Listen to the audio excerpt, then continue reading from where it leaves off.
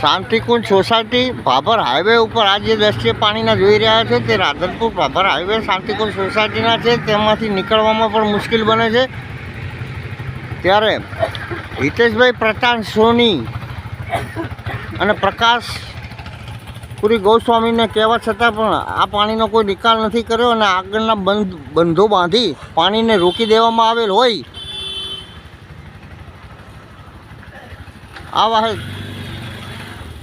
આ બાબતે તાત્કાલિક કાર્યવાહી કરી અને પાણીનો નિકાલ કરવો જોઈએ.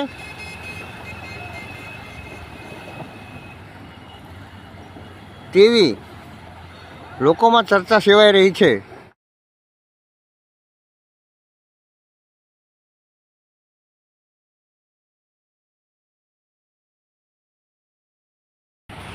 શાંતિકુંજથી ભાભર રોડ ઉપર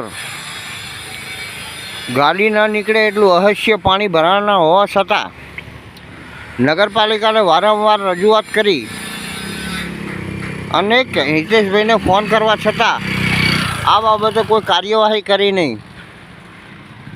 આ સોસાયટીના માણસો ક્યાંથી ચાલીને જશે? બજારમાં જવું હોય તો કેવી પરિસ્થિતિમાંથી ચાલતા જવું પડે છે એમને ખ્યાલ આવતો નથી. નગરપાલિકા તમામ જગ્યાએ કામમાં નિષ્ફળ ગયેલી છે.